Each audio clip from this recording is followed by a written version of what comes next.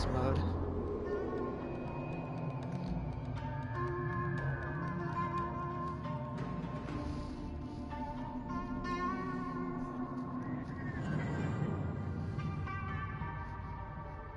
No, just to look My around, kingdom for a glass of water. Alright, so there's one thing to discover here in Krokodilopolis, and it is right over here. So we will head over there. I'm also going to switch to someone Egyptian since we were in Egypt. Maybe one of Bayek's outfits here.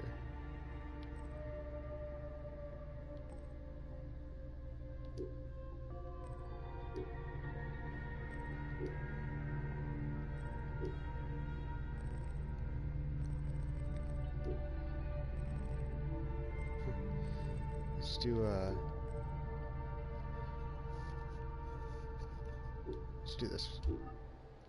Back to Bayek.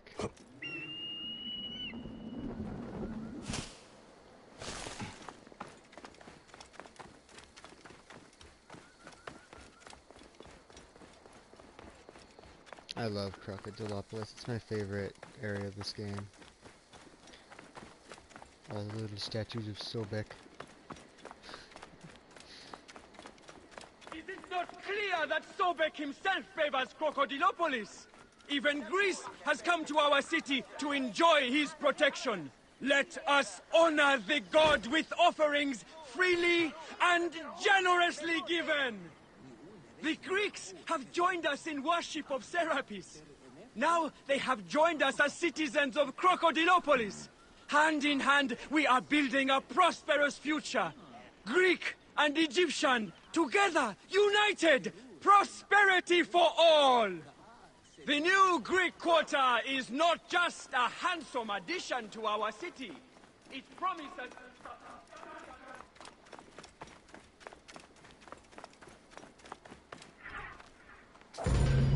Welcome to Rediscovering Egypt. In the 19th century, the increased intensity of tourism and excavations, as well as the outflow of antiquities to other countries, threatened Egypt's archaeological heritage. Egyptians took part in this destruction by ransacking sites for artifacts to sell, quarrying stones from ancient monuments, and removing sebak, ancient mud bricks, to reuse for their own purposes.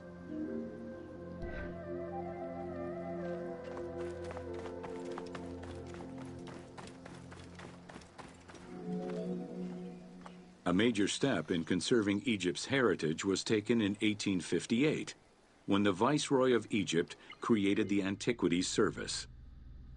Supported by a team of foreign scholars, Auguste Mariette exerted an iron grip on the service. He carried out his work across Egypt and into Nubia, intervening on almost every major site. Aware of the necessity of keeping unearthed artifacts in Egypt, Mariette requested a museum be created for that purpose in 1858. This museum was the ancestor of the Egyptian Museum. This area is really cool looking too.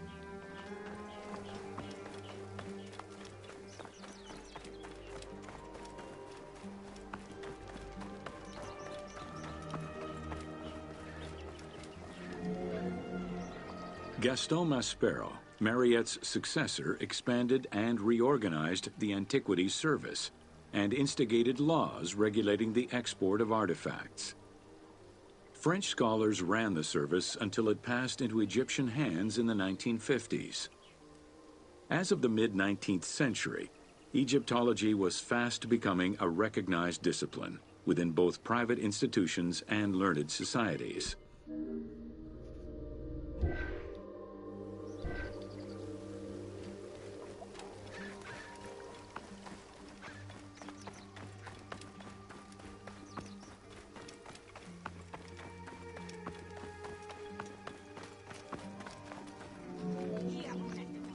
A French architect, archaeologist, and former researcher, Jean-Claude Golvin, now specializes in the artistic reconstruction of ancient cities and monuments.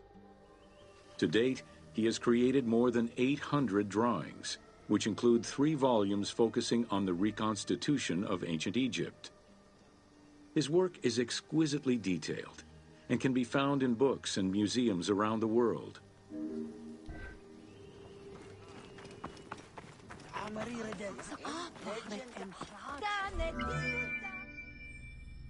The team was thrilled to collaborate with Jean-Claude Galvin in order to recreate Egypt for the game. In the 19 exclusive watercolors he created for the team, Galvin used scientific data as the base, and then extrapolated to provide a full interpretation of various locations and monuments in ancient Egypt.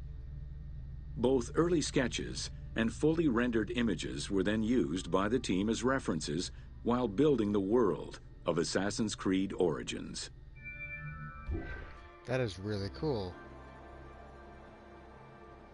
Wow, I had no idea about that. That would explain why the game world looks so amazing. They have someone like that making concept art.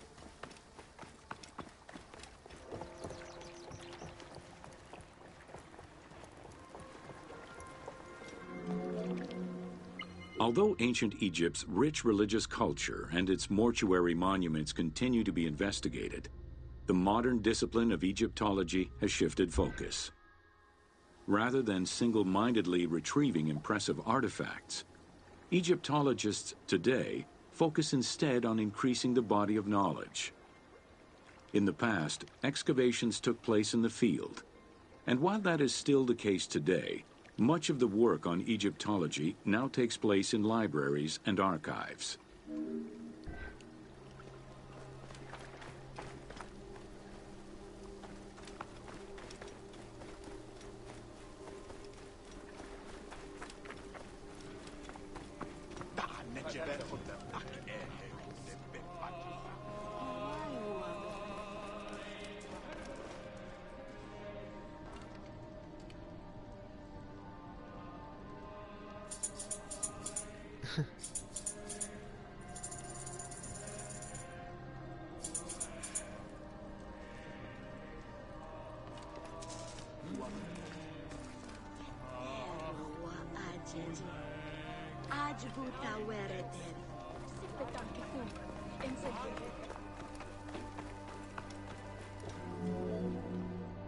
Today, archaeology in Egypt relies on an interdisciplinary approach, where traditional Egyptologists are helped by a wide spectrum of scientists from other disciplines and new, non-invasive techniques.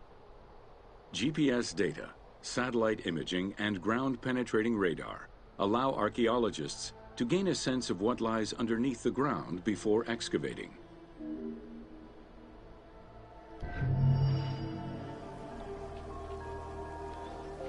That was really cool. Not the eagle, like I've seen that so many times playing the game. I'm talking about more about the other stuff.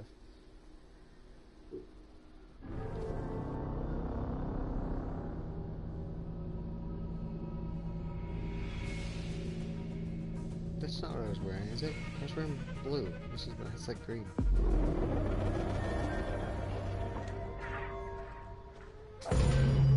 Welcome to Pyramids of the Middle Kingdom. During the Middle Kingdom era, the powerful rulers of the 12th dynasty resumed the tradition of elaborate pyramidal tombs.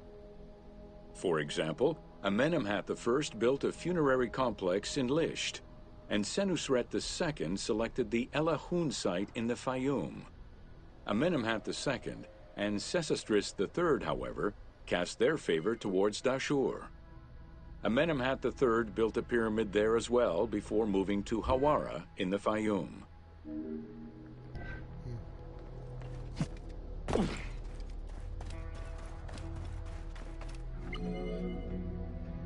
The plundering of tombs in troubled times prompted the architects of the Middle Kingdom to devise increasingly complicated means of security during construction. As such, while the architectural plans of the Hawara pyramid were simpler than the one at Dashur, the means used to protect it from looters were much more elaborate. Beyond the use of blind passages and concealed trapdoors, the architects relied on a system of stone slabs, which were slid into place at the end of construction. These massive stone slabs were meant to permanently block the passageways leading to the funerary chambers.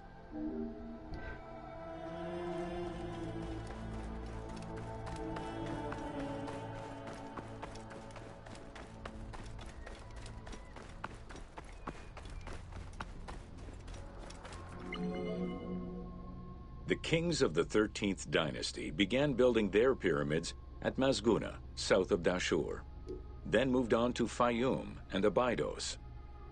The kings of the 17th dynasty, however, satisfied themselves with crowning their cave tombs with small pyramids of raw brick. The kings of the 18th dynasty gave up the shape of the pyramid as a royal tomb entirely. They chose a mountain with a pyramidal shape in the Valley of Kings and dug their graves there.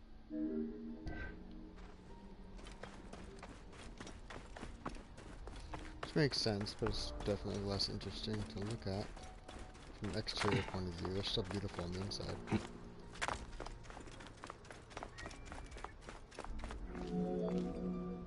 It was not until the Nubian pharaohs of the 25th dynasty that kings were once again buried under pyramidal tombs.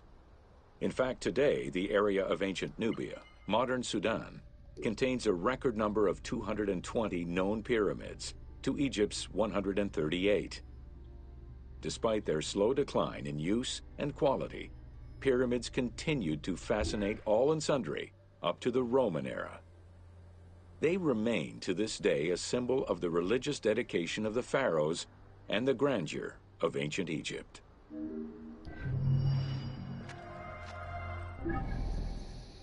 Cool. Is there more in the Faiyum? Well, they're not even actually technically in the Faiyum anymore. But we should stay around the Faiyum area.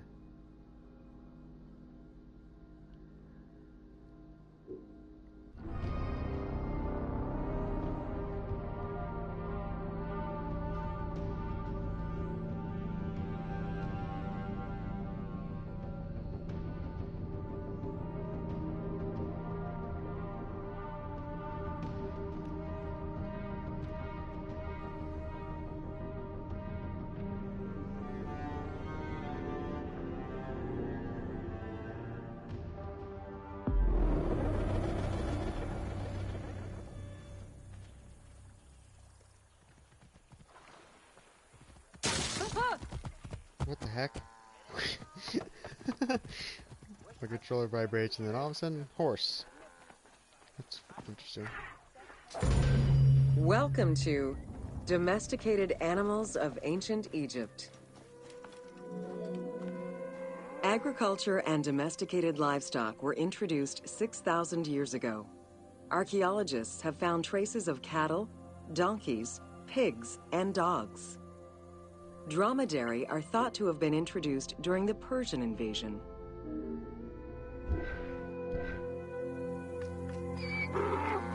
Can't ride a donkey.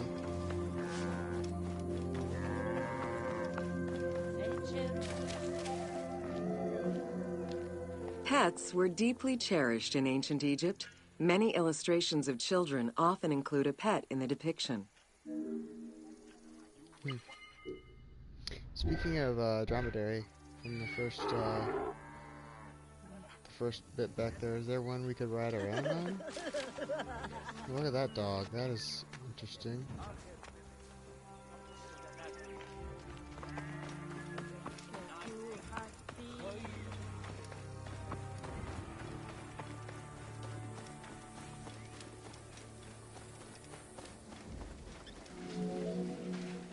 One of ancient Egypt's most iconic animals, the cat, wasn't adopted into their daily life until the Middle Kingdom. Since they were so highly capable of killing snakes and rodents, cats were present throughout every period. However, they only became pets sometime during the Middle Kingdom. Prince Thutmose, son of Amenhotep III, had his cat Tamu laid to rest in its own sarcophagi. You see in the lower left of this picture, there's a cat down there.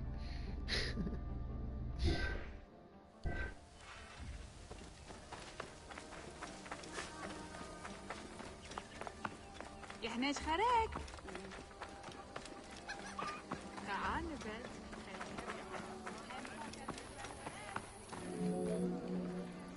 The earliest reference to dogs dates back to 5000 BCE.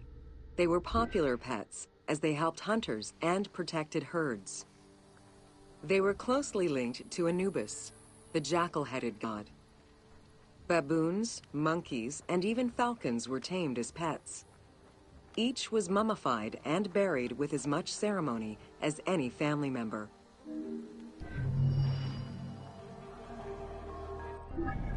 Nice. More in the Faiyum? Nope. That's it. We can go back to a Haureris gnome, though. It still is technically in the Faiyum, see? So.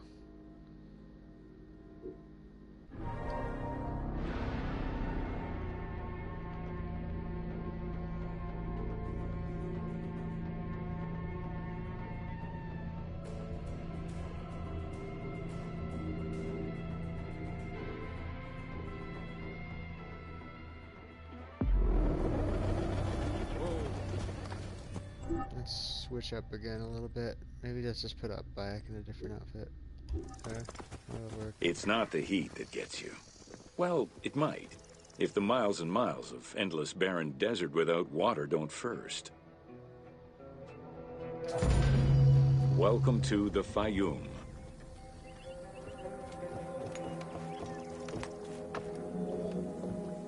The Faiyum Oasis is an enormous basin in the western desert that formed from the Nile's overflow. As such, it is not considered a true oasis, though it gives its name to the region, which covers Lake Moeris. The oasis harbors some of the oldest archaeological artifacts of the region, indicating that the area has been inhabited by hunters and gatherers since the Neolithic period.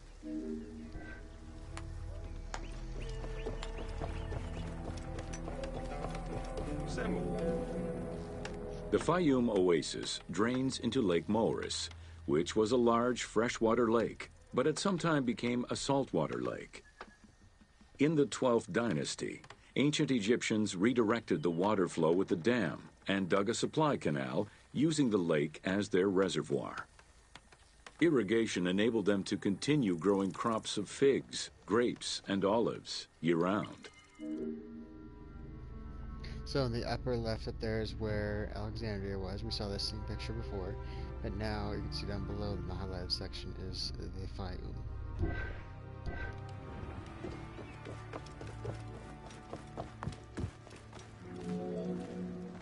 Reed boats, feluccas, triremes, and kerkeros were the most commonly found craft within the landlocked waters of Egypt. They were used for various purposes, ranging from daily fishing, trade, warfare, and travel, to the ferrying of massive stone blocks used to build the great monuments of Egypt.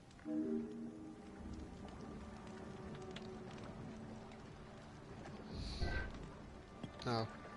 Oops. I'm gonna have to listen to it again now. Reed boats, feluccas, triremes, and kerkeros were the most commonly found craft within the landlocked waters of Egypt.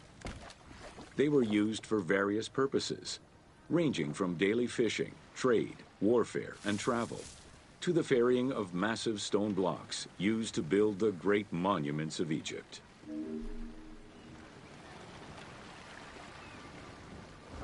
Can I not speed up with R2? Or was it R1? R2? It should be R2. It just won't let me speed up my reed boat. Or felucca. Is this technically, is this a felucca? I have no clue.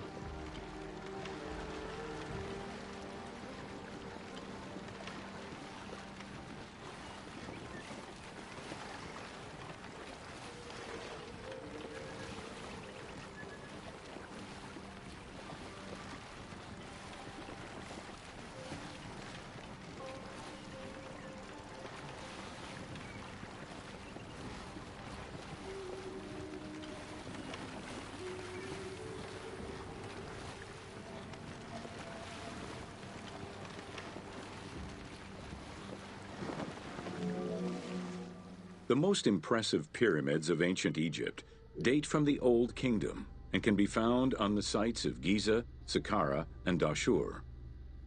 However, one particularly famous pyramid of the time is located elsewhere. During the Middle Kingdom, some pharaohs chose the Faiyum as their final resting place. One such ruler was Amenemhat III. His pyramid left a mark on the imagination of antique chroniclers. They refer to it as the Labyrinth, mostly due to the vast mortuary temple complex at the foot of the pyramid. Herodotus mentioned that he had visited 12 courts and over 3,000 of its chambers. But he was also well known for being prone to hyperbole. I just backed out of that early so we could make our way over to the next place, save some time. Amenemhat's pyramid was built with a brick core and covered with stone slabs, designed to be impenetrable. The burial chamber, made out of a single block of sandstone, is unique in its design. Richard Lepsius and Flinders Petrie both explored the pyramid site, measuring 385 meters by 158 meters, and identified it as the location of the labyrinth. Their research conditions were difficult, as most of the site had been submerged by the nearby canal. Furthermore, the stones from the complex and the outer casing of the pyramid had been quarried away long ago. Ubisoft decided to give life back to this lost monument and the many crypts that were said to be devoted to the sacred crocodile god, Sobek. So it still marks those as complete, right?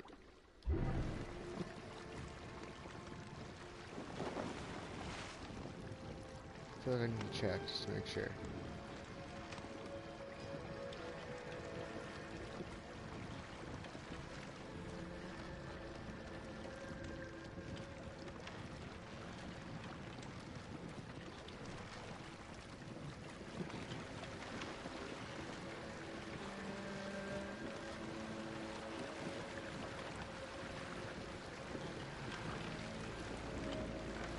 Yep, okay, good.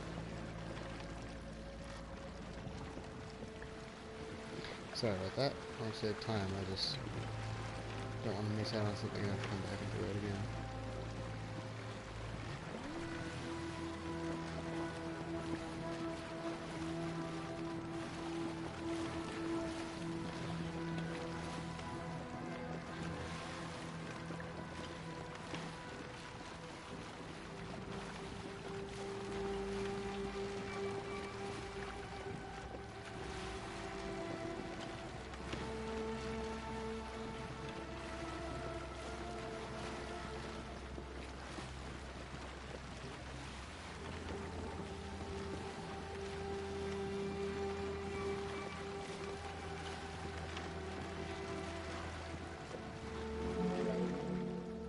Founded during the 5th dynasty, the site was popular during the 12th dynasty under the name of Shedet.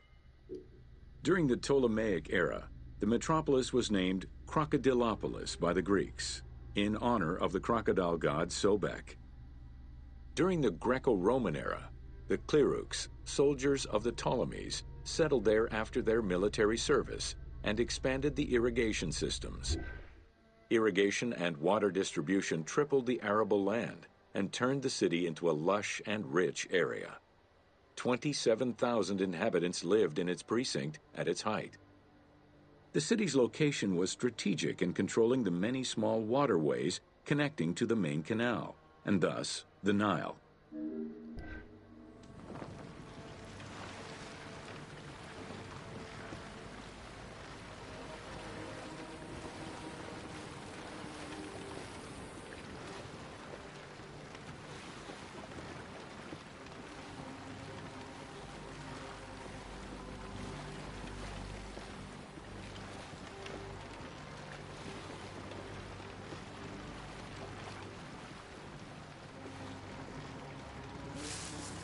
Land ho!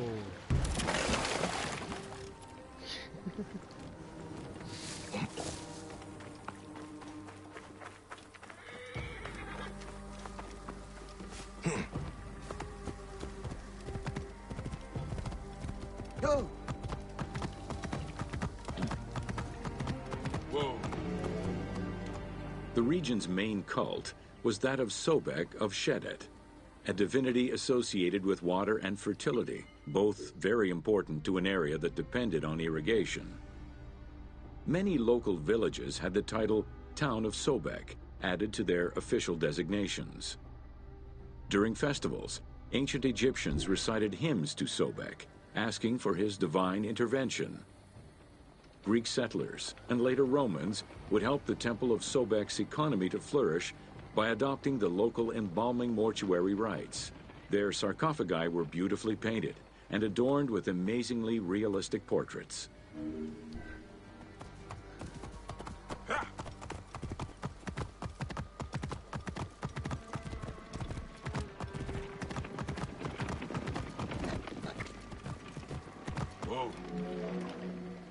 Very similar to the cult of the Apis bull in Memphis, a living crocodile was worshipped within the precinct of Krokodilopolis' main temple. Known as Sobek to the Egyptians and Sukos to the Greeks, it was reported by Strabo that priests fed it with meat, wine, and honeyed milk. They covered its body with jewels and gold. After its death, it was embalmed and placed within the crocodile's grotto, alongside thousands of other mummified crocodiles.